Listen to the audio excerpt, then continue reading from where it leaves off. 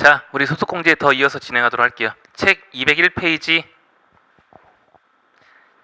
상단 보실 건데, 보시기 전에 우리 사주 조합원에 대한 소득공제 중요성은 떨어지지만 그냥 뭔지만 말씀드리고 갈게요. 우리 사주 조합이란 내가 회사를 다니는데 우리 회사의 주식을 취득하기 위해 조합을 만들어 놓는 거야. 우리 회사의 주식을 취득하고 매매하고 하는데 좀 수월하기 위해 조합을 만들어 준 거예요. 왜? 우리 회사의 주식을 내가 가지고 있다 치면, 우리 회사의 주식이 오르면 나 기분 좋죠. 그러니 근로 의욕을 향상시키기 위해 내가 열심히 함으로 인해 우리 회사의 가치가 올라가고, 우리 회사의 가치가 올라간다면 내가 가지고 있는 주식의 가치가 올라가니 서로 상부상조이다 라고 해서 근로 의욕을 향상을 위해서 이 조합을 만든단 말이에요.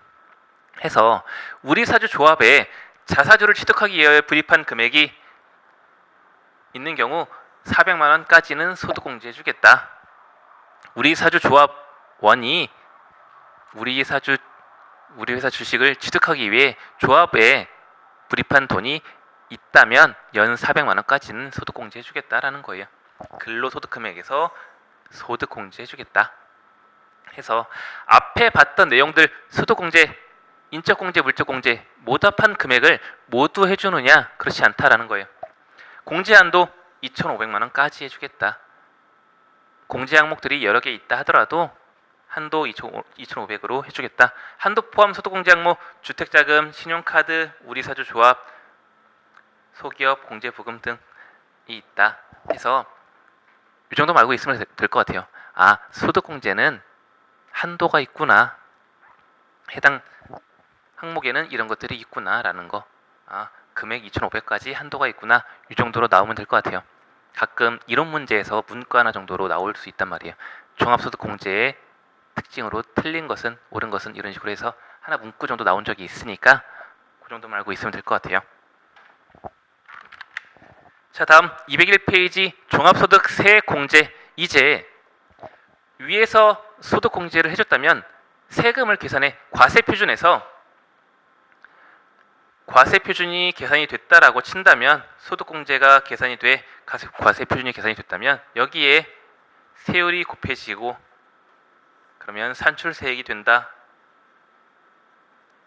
그렇다면 여기서 세액공제를 해주는데 항목들이 뭐가 있냐 한번 보시겠다라는 거예요. 자, 소득세법상 세액공제, 조특법상 세액공제가 있는데 중요성은 소득세법상 세액공제가 더 중요해요. 조특법상은 시험에 자주 나오진 않으니까 요거는 언급만 해드릴 거고, 자, 위에서부터 하나하나 배울 거예요. 내가 배당 소득이 있다면 배당 세액공제, 기타 아래 것들이 있는데 하나하나 보시겠다. 책에 있는 세액공제 항목들만 보시면 될 것 같아. 또 더 깊이 공부할 필요는 없을 것 같아요. 자, 201페이지 자녀 세액공제. 내가 종합소득이 있는 거주자로서, 밑줄 종합소득이 있는 거주자로서 기본공제 대상자에 포함이 되는 자녀가 있다면 자녀에 대해서 추가적으로 세액공제 해줄게라는 거예요. 기본공제, 인적공제도 해주고 당연히 인적공제를 소득공제 해주고 여기는 별도로 해준다는 거예요. 세액공제를. 한 명일 때는 연 15만 원, 두 명일 때는 연 30만 원, 두 명까지는 인당 15만 원, 그리고 두 명을 넘어가는 인원에 대해서는 인당 30만 원을 해준다는 거예요. 해서 두 명까지는 인당 15만 원, 그리고 두 명 초과부터는 인당 30만 원 해주겠다라는 거예요. 해서 내가 자녀가 3명이다. 기본 공제 대상자에 포함되는 자녀가 3명이다. 자, 기본 공제 대상자의 자녀로 되려면 나이가 몇 살이어야 돼요? 그치? 20세 이하. 그리고 소득이 연간 100만 원 이하인 경우. 기본 공제 대상자에 포함이 되려면 자녀로서 포함이 되려면 직계 비속에 해당이 되려면 나이 20세 이하로서 연간 소득 금액이 100만 원 이하인 경우에 해당이 된다. 그런 사람들이, 그런 대상자가 여기에 포함이 된다라면 추가적으로 해주겠다. 자, 그런 인원이 총 3명이다 친다. 내가 자녀가 기본 공제 대상자가 3명이다 친다면 세공제 얼마 돼요? 그렇죠. 2명까지는 인당 15만 원이고 플러스 2명 초과분 1명에 대해서는 30만 원이니까 총 60만 원 되겠지. 2명 곱하기 15만 원 30에 2명 초과분부터는 30만 원이니까 총 60만 원 세액공제 해주겠다는 거예요. 세액공제. 자녀가 많다라는 것은 세금 측면에서 도움이 많이 되겠지. 뭐 자녀 키우는데 돈이 더 많이 들긴 하겠지만 우리나라 뭐 교육비나 이런 거 따지면 더 많이 들긴 하지만 어느 정도 혜택은 주겠다. 다자녀에 대해서. 자, 201페이지 하단. 추가적으로 6세 이하의 공제 대상 자녀가 2명 이상인 경우에는 1명을 초과하는 1명당 연 15만 원 세액 공제 해주겠다. 6세 이하라면 추가적으로 더 해주겠다는 거예요. 6세 이하 자녀가 3명이라면 위에서 발생된 세액 공제 60만 원 플러스 6세 이하 자녀에 대한 세액 공제 더 해주겠다는 거예요. 2명 이상인 경우 1명을 초과하는 1명당 연 15만 원까지.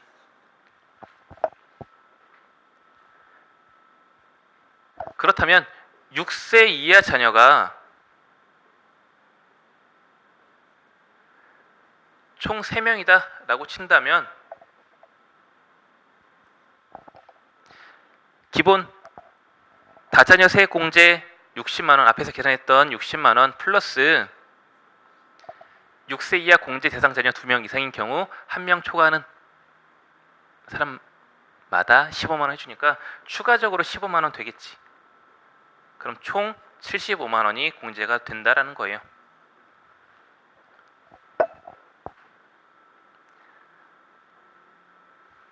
그래서 우리 자녀가 있으면 나이가 몇 살인지 구분을 지어주셔야겠지.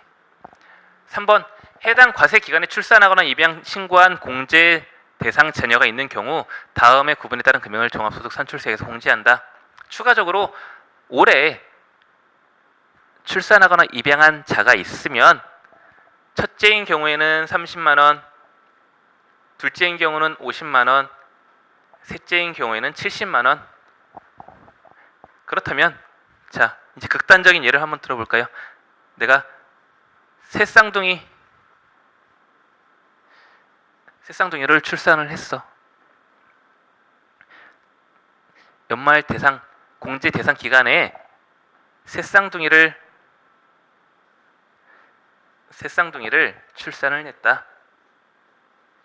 그렇다면 얘 나이 요건 충족이 되고 소득 요건 웬만하면 충족이 되겠지. 이제 태어났는데 소득 금액이 100만 원 넘을 일은 거의 없으니까 해서 이 경우 세액 공제가 얼마가 되느냐? 자, 기본적으로 3명 우리 앞에서 계산했던 거 60만 원 있죠.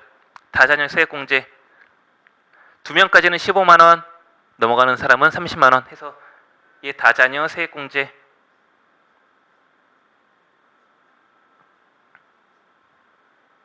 플러스 6세 이하 자녀 2명을 초과하는 분부터 1명당 15만 원이니까 1명이겠지. 추가적으로 15만 원 해주고 여기에 출산 입양 세액 공제 첫째인 경우 30만 원, 첫째, 둘째, 셋째 다 나왔죠 이번에. 해서 첫째에 대해서 30만 원,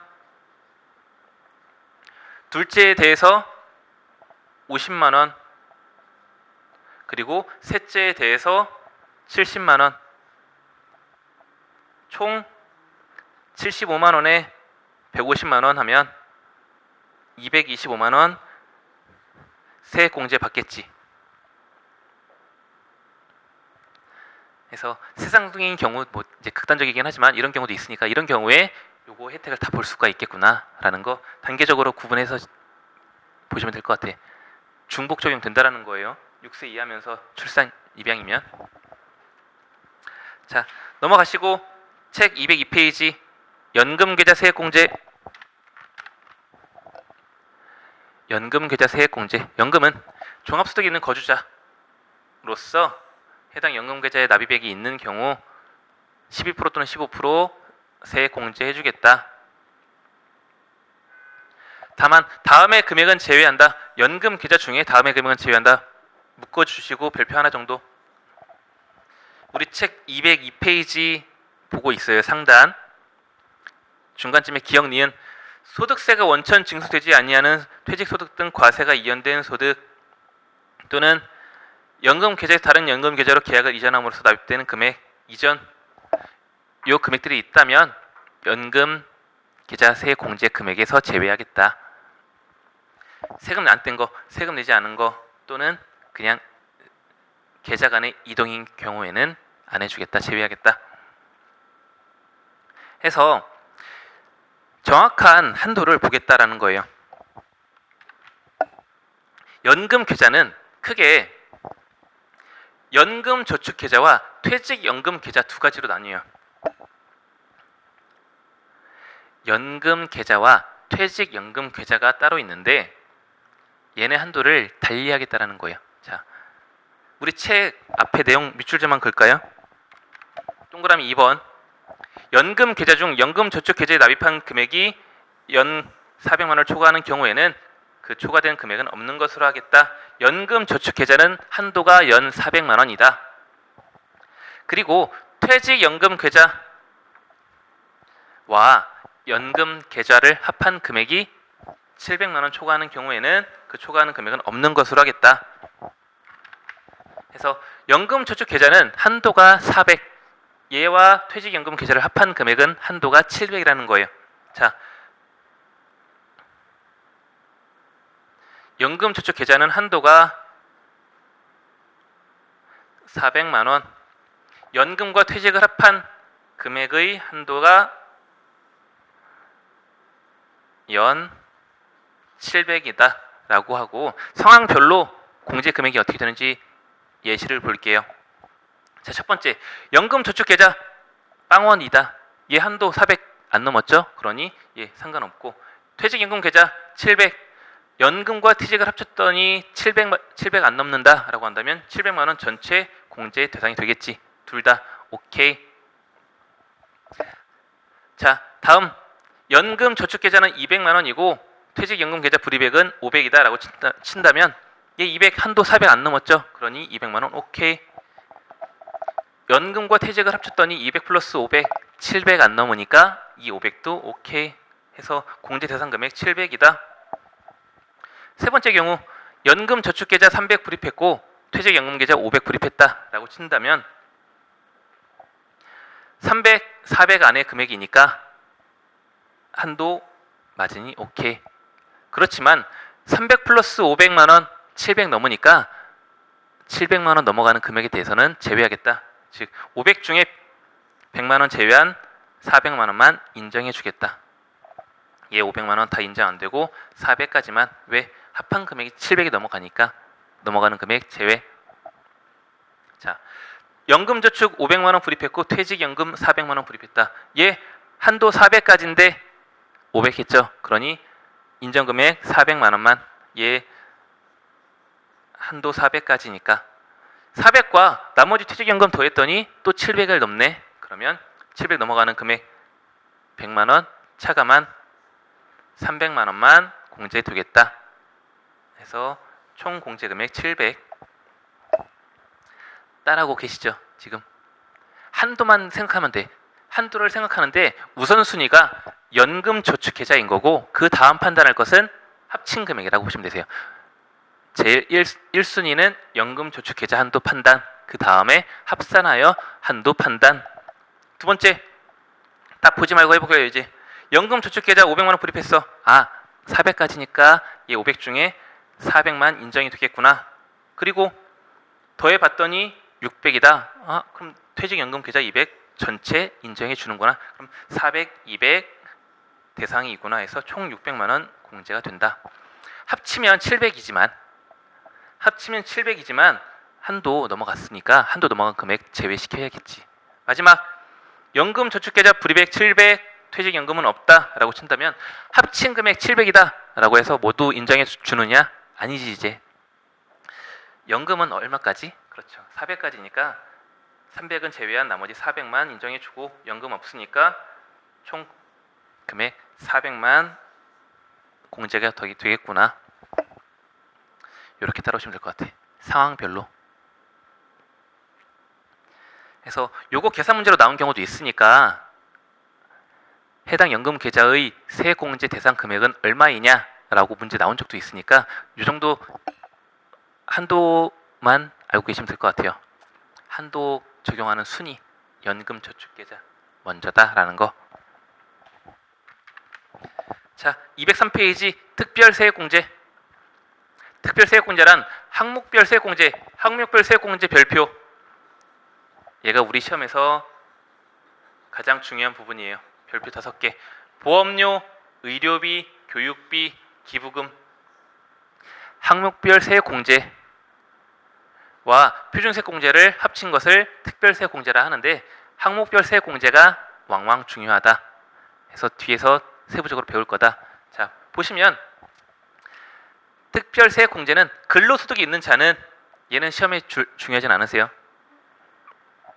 근로소득이 있는 자는 동그라미 1과 2 중 선택이에요.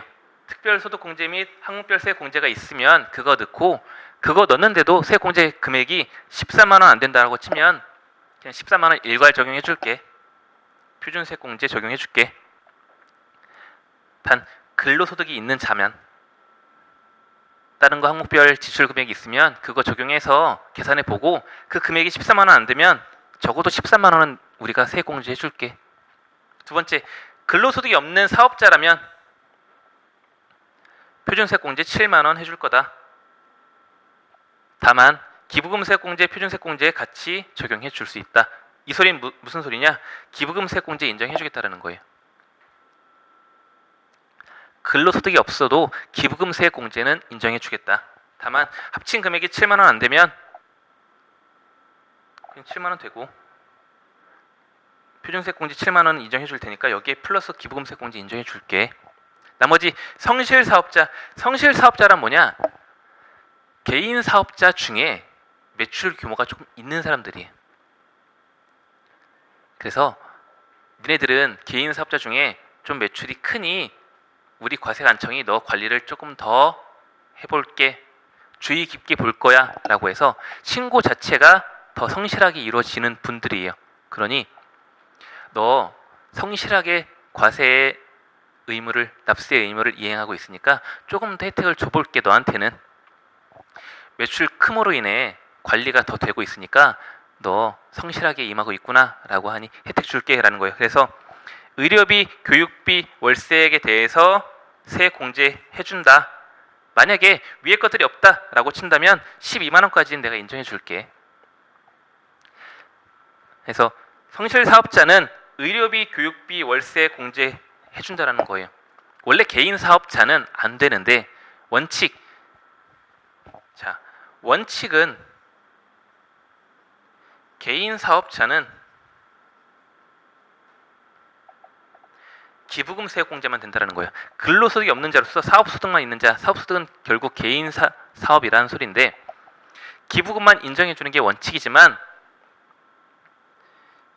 기부금만 인정해 주지만 만약에 네가 예외 성실사업자라면 의료비, 교육비, 월세액에 대해서 세액공제 해줄게. 그래도 너 이거 금액 얼마 안 되면 12만 원 기본적으로 해줄게. 그래서 제일 혜택을 주는 것은 근로자예요. 근로소득 있는 자는 항목별 다 해주고 만약에 없다라고 한다면 기본적으로 13만 원. 그 다음에 혜택 주는 게 성실사업자. 의료비, 교육비, 월세액 있으면 그거 해줄게. 다만 없으면 12만 원까지는 기본적으로 해줄게. 그리고 마지막으로 그냥 일반 개인사업자, 근로소득이 없는 자로서 다른 소득이 있는 자 표준 7만 원의 기부금까지 기부금만 인정해 주겠다. 해서 각각 항목별 공제 보실게요. 자, 첫 번째 보험료 세액공제. 우리 앞에서 봤던 보험료 소득공제랑은 달라요. 보험료 소득공제는 내가 급여에서 근로소득이 있는 자로서 부담한 건강보험료, 장기요양보험료, 고용보험료 어쩔 수 없이 우리 의무이기 때문에 납부한 보험료에 대해서 소득공제 해주는 거고, 얘는 세액공제야. 그래서 항목이 달라요. 보시면 근로소득이 있는 거주자가 해당 기관에 지급한 보험료 아래 것들이 있으면 12% 또는 15%에 해당하는 금액을 세액공제 해주겠다. 자, 보험료, 보장성 보험료, 기본 공제 대상자를 피보험자로 하는 보장성 보험료, 장애인 보장성이 아닌 것들, 장애인 보장성은 따로 혜택을 더 줄 거니까 제외하고 기본 공제 대상자를 피보험자로. 피보험자는 뭐냐? 내가 보험의 혜택을 받는 사람이에요. 다치면 보험금을 받는 사람. 피보험자, 보험의 혜택을 받는 사람. 그 사람이 기본 공제 대상자여야 한다. 우리 가족 중에 A가 기본 공제 대상자인데 B는 공제 대상자가 안 됐어. 나이나 소득 요건 때문에 B는 기본 공제 대상자로 판정이 안 됐어. 그러나 내가 B를 위해 납입한 보험료가 있다 라고 치면 얘 세액공제 돼요? 안 되겠지. 왜? 기본 공제 대상자 아니니까. 그래서 기본 공제 대상자를 피보험자로 하는 경우 그 불입한 금액 12% 세액공제 해주겠다. 보장성이에요. 저축성은 제외. 필기해두세요. 옆에. 저축성 보험은 제외다. 보장성만. 보장성이란 내가 보험료 납입하고 기간 지나면 끝난다는 거예요. 하지만 저축성은 저축 상품으로서 내가 불입한 금액 나중에 일부 돌려받는 거. 그래서 저축성인지 보장성인지 잘 읽어보시고 문제에서. 다음, 장애인 전용 보장성 보험료. 장애인을 위한 기본 공제 대상자 중 장애인을 위해 불입한 금액이 있으면 그 금액도 인정해 주겠다. 다만 걔는 15%까지 해줄게. 혜택 주는 거예요. 이 금액 내가 불입한 보험료 다 인정해 주느냐? 아니에요. 연간 100만 원까지. 보장성 보험료 100만 원, 장애인 보장성 보험료 100만 원, 각각 100만 원까지만 인정해 주겠다. 최대 200만 원. 보장성 보험료 100만 원, 장애인 보장성 보험료 100만 원 각각 한도를 두고 있다. 해서 전체 다 불입한 금액 인정해 주는 게 아니라 한도를 두고 있다. 해서 보장성은 12%, 장애인은 15%. 책 204페이지 의료비 세액공제. 의료비 세액공제도 별표. 의료비 세액공제, 교육비 세액공제, 기부금 세액공제 다 별표 5개예요. 얘는 거의 자주 출제가 되는 부분이니까 좀 자세히 보고 넘어가죠. 근로소득이 있는 거주자가 기본 공제 대상자를 위해 지출한 의료비는 해당 금액에 대해서 일부 세액공제 해주겠다. 해서 나이 및 소득 제한 받지 아니한다. 밑줄 별표. 의료비는 나이 및 소득 요건을 따지지 않겠다라는 거예요. 그러니 기본 공제 대상자 아니어도 되겠지. 자, 기본 공제 대상자가 아니어도 가능하겠죠. 나이 요건 및 소득 제한 받지 않는다라고 했으니까. 해서 내가 대학생 자녀가 있다. 대학생 자녀가 있는데 나이는 23살이야. 그런데 아르바이트 하면서 이것저것 소득이 있어. 해가지고 연간 소득 금액이 500이다. 소득 금액이 500이다.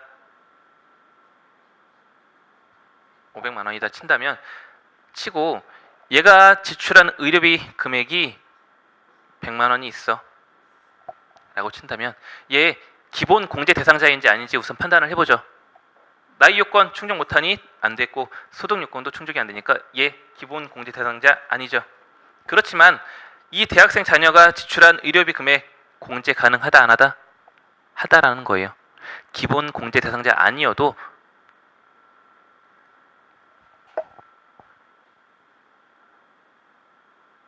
가능하다라는 거. 나이 및 소득 제한 받지 아니하니까. 되셨죠? 자, 그럼 어떤 의료비에 대해서 인정해 주는지 한번 보시죠. 우리 책 204페이지 공제 대상 의료비 먼저 보실게요. 한도 먼저 보시기 전에 공제 대상 의료비.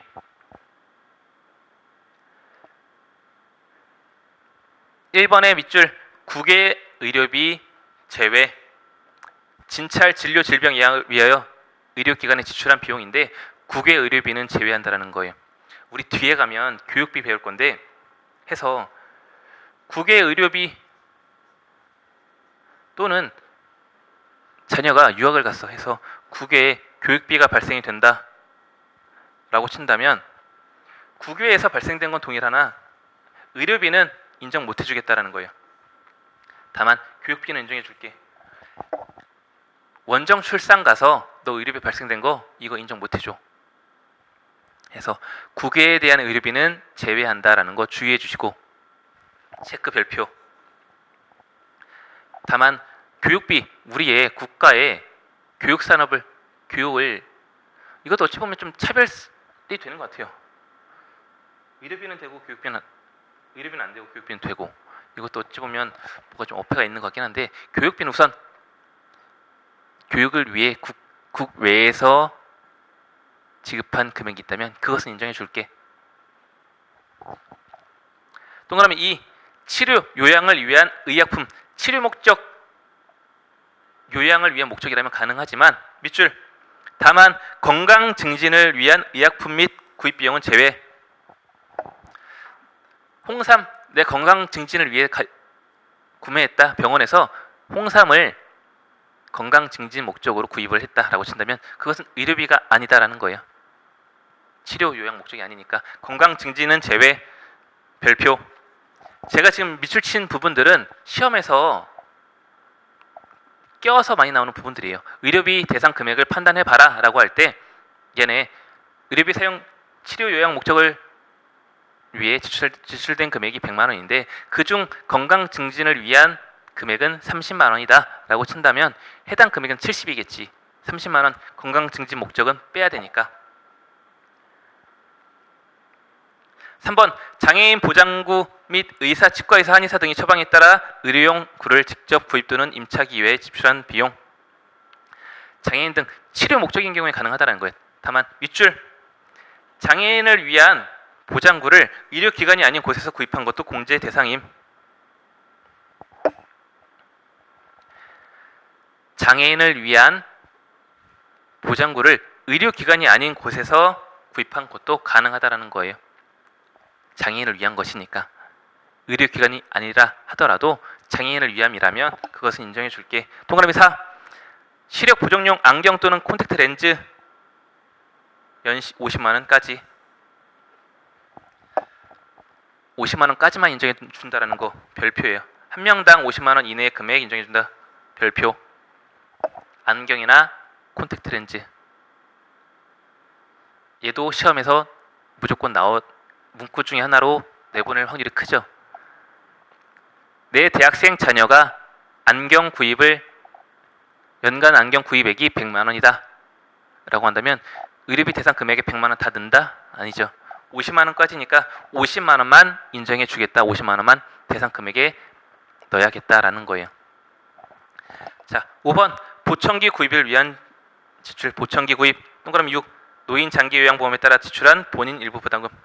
이런 것들은 가능하겠지 해서 맨 아래 보시면 해외 의료비, 미용, 성형 목적을 위한 비용, 건강 증진을 위한 목적 다 제외된다라는 거예요. 치료 목적이 아니라 건강 증진 또는 미용, 성형을 위한 또는 해외, 국외 의료비에 대해서는 인정 못 해주겠다. 요 아래 항목들 별표 치시고 기억해 주셔야 된다. 그렇다면 해당 금액이 있다면 얼마 해줄 거냐? 세 공제액 한도. 동그라미 1. 본인, 장애인, 65세 이상인자의 의료비는 한도 없이 다 인정해 주겠다라는 거예요. 지금 해당 금액을 보겠다는 거예요. 세 공제액을 보겠다는 게 아니라 해당 금액. 본인 장애인 65세 이상인자의 의료비는 다 인정해 줄게. 다만 의료비는 내 급여의 총 급여의 3%를 넘어가는 금액만 인정을 해줘요. 해서 의료비가 총 급여의 3%가 미달하는 경우에는 그것은 인정 못 해주겠다는 거예요. 자, 보시면 내 본인 장애인 및 65세 이상인 자녀의 의료비가 총 100만 원이다라고 친다면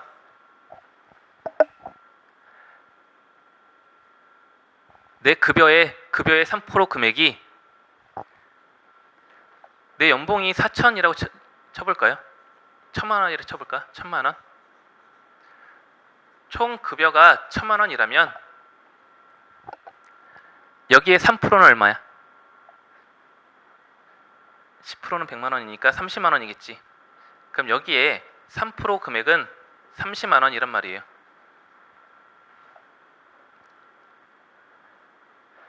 그런데 내가 지출한 의료비가 100만 원이다 라고 친다면 100에서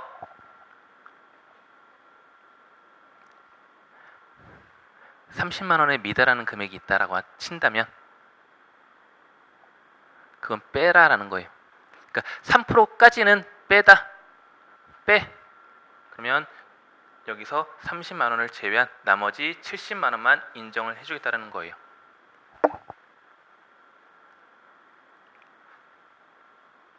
자, 일반 의료비가 없다라는 가정하에 어찌됐건 의료비는 총 급여의 3%를 넘어가는 금액에 대해서 해주겠다는 거예요. 일반 의료비가 없다 0이라고 친다면 일반 의료비가 총 급여의 3%에 미달하는 금액 얼마예요? 30만 원이잖아. 자, 다시 동그라미 1. 본인 장애인 65세 이상인 자녀의 의료비는 전액 다 인정해 줄 거야. 대신 일반 의료비는 아래에서 볼 거야. 일반 의료비란 본인 장애인 65세 이상인 자의 의료비를 제외한 나머지를 일반 의료비라 해요. 내 거, 장애인 거 65세 이상인 자의 의료비 제외한 나머지는 일반 의료비인데 그 일반 의료비가 총 급여의 3%에 미달하는 금액이라면 그 금액은 차감할게. 그러니 지금 예를 든 상황에서 내 총 급여가 1,000만 원이다 라고 친다면 총 급여의 3%는 30만 원. 근데 만약 일반 의료비가 없다라고 친다면 일반 의료비가 총 급여에 미달하는 금액이 30만 원이니 100에서 30은 제외한 나머지 70만 원만 인정해 줄게라는 거. 되셨죠? 자, 동그라미 이 일반 의료비는 한도를 두겠다. 이 위의 것은 한도 없이 다 인정해 줬지만 일반 의료비는 한도를 두겠다라고 해서 총 급여의 3%를 넘어가는 금액과 700만 원 비교해서 작은 금액으로 해주겠다. 그래서 의료비는 일반 의료비와 본인 등 의료비를 구분하는 게 첫 번째예요. 그리고 두 번째, 총 급여의 3%가 넘는지 안 넘는지 판단해라. 그래서 일반 의료비, 만약에 일반 의료비 지출 금액이 10만 원이다. 10만 원인데 내 총 급여액 1,000만 원이야. 그러면 1,000만 원의 3% 30만 원이니 마이너스 20이죠. 10만 원에서 총 급여의 3% 30만 원. 30만 원이니 얘 마이너스 20만 원이 됐겠죠. 그러면 이거 그대로 가져가라는 거예요. 어디에? 본인 의료비 계산할 때. 그러면 일반 의료비가 총 급여 3%에 미달하는 금액 아래 상황이면 20만 원이 되겠지. 그렇다면 얘 100에서 20만 원 제외한 80만 원만 의료비 대상으로 보겠다.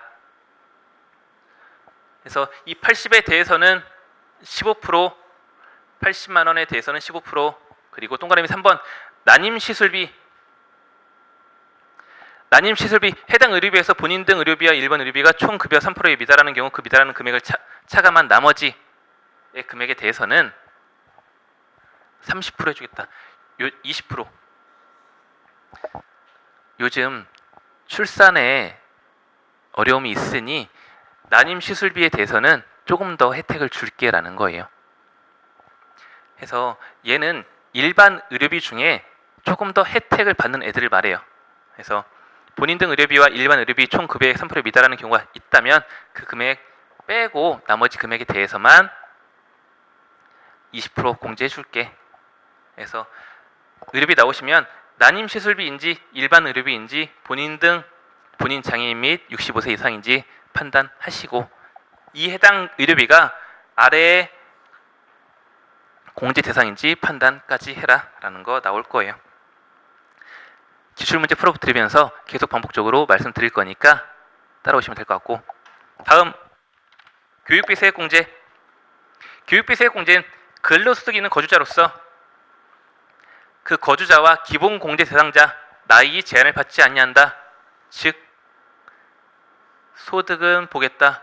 소득 제한은 있음. 소득 요건 보겠다라는 거예요. 대학생 자녀일지라도 소득이 있다라고 친다면 나이 제한 받지 않으니 대학생 자녀 23살도 가능하지만 얘 소득이 있다면 걔는 제외해 줄게. 다음 학기액의 15%에 해당하는 금액 세액 공제해 주겠다. 과거에는 교육비도 소득공제 항목이었어요. 의료비도 그렇고 다 소득공제 항목이었는데 일괄적으로 세액 공제로 바꾼 거야. 아까 말씀드렸던 이유 때문에 소득이 높은 분들한테 혜택을 더 많이 주니 그냥 세액 공제 12%든 15%로 세액 공제를 일괄 적용하겠다. 해서 한도 본인은 본인의 교육비에 대해서는 한도 없다 전액해주고 부양가족에 대해서는 대학생은 연간 900, 취약전 아동 초중고는 연간 인당 300만 원, 장애인 관련해서는 교육비 한도 없다. 이 정도 알고 계시면 될 것 같고 내 거와 장애인 거는 한도 없고 대학생 연 900, 취약전 초중고는 연 300까지 인정해 주겠다. 그럼 공제 대상 교육비는 어떤 것들이 있느냐? 자, 우리 앞에서 밑줄 하나 그을게요. 205페이지 교육비 세공제의 밑줄. 다만 소득세 또는 증여세가 비과세되는 교육비는 공제하지 아니한다. 소득세 또는 증여세가 과세되지 아니하는 교육비는 제외한다. 비과세 교육비라는 게 있다. 어떤 것? 대표적인 게 장학금이에요. 장학금. 내 교육비 중에 내 자녀가 1년에 교육비가 1,000만 원인데 이 중에 500을 장학금을 받았대. 반액 장학금을 받아서 1,000만 원 중에 500만 원은 장학금을 받았어. 그러면 대상 금액은 1,000만 원에서 500을 제외한 나머지 500만이다라는 거예요. 그래서 이것 때문에 우리 자녀한테 언제 화를 내. 야, 너 장학금 받아가지고 내가 세액공제 못 받아. 장학금 받는 게 훨씬 이득이죠. 500만 원. 여기 500만 원 세액공제 해봤자 거기서 60만 원이니까. 자 보시고 공제 대상 교육비, 수업료, 입학금, 일반적인 교육비와 별표. 학교 급식 관련. 급식을 실시하는 학교, 유치원, 어린이집, 학원 및 체육시설에 지급한 급식비도 가능하다. 급식비 가능 별표 치시고 동그라미 3. 교과서 대 교과서 대금도 가능하다. 3번도 체크. 동그라미 4번도 체크. 교복 구입 비용 단 1인당 연 50만 원까지 인정해 주겠다. 교복 구입 비용 인정해 주는데 교복 구입 비용도 교육비로 인정을 해주지만 연 50만 원까지만 인정해 주겠다. 만약에 교복으로 연 80만 원 지출했다라고 친다면 50만 원 한도니까 30만 원 제외한 50만 원까지만 교육비 대상 금액으로 입력을 해야겠지. 동그라미 5번도 별표. 교육비는 별표 쓸 게 많아. 얘는 문구로 자주 출제되는 범위니까. 자, 동그라미 5번. 방과 후 학교 및 방과 후 과정의 수업료, 특별활동비, 도서 구입비용. 방과 후와 관련된 교육비와 도서 구입비 모두 가능하다. 그리고 동그라미 6번도 별표. 현장 체험 학습에서 지출한 비용 인당 30만 원 한도로 가능하다. 현장 체험 학습비 30만 원까지 가능. 그리고 국외 교육비, 국외 의료비는 가능하지 않았지만 국외 교육비는 인정해 줄게 해서 주의사항 보시면 대학원비는 대학원은 내 것만 가능해요. 한도 말씀드릴 때 대학생, 취약전 아동, 초중고만 있었죠. 그러니 대학원은 내 것만 가능하다. 나는 전액 다 가능하니까. 자녀가 다니는 대학원에 대해서는 인정 못 해주겠다라는 거예요. 동그라미 2 밑줄 직계 존속의 교육비는 공제 대상에서 제외한다. 우리 부모님이 노인대학에 다니셔. 그럼 노인대학에서 발생되는 교육비 불가능하다. 직계 존속 우리 부모님 또는 조부모님 불가능하다라는 거 체크해 주시고 해서 우리 실무 문제 풀 때 교육비 항목들을 여러 개 준단 말이야. 해서 우리 부모님이 지출한 교육비는 얼마, 우리 자녀가 지출한 금액은 얼마, 현장 체험 학습비 얼마 발생, 이렇게 여러 개 준단 말이에요. 여기서 우리가 해당 금액을 뽑아내는 거예요. 교육비 대상 금액을. 그러니까 공제 대상 교육비 잘 보셔야겠지. 동그라미 3 장애인 특수 교육비는 나이 및 소득 제한 받지 않는다. 장애인에 대해서는 전액 다 한도 없이 가능하니까. 동그라미 4 사설학원 수강료 제외한다라는 거예요. 사설학원 수강료 인정 못 해주겠다. 다만 취약전 아동에 대한 학원 교육비는 가능하지만 이외 초, 중, 고등학생이 다니는 학원비에 대해서는 불가능. 학원비는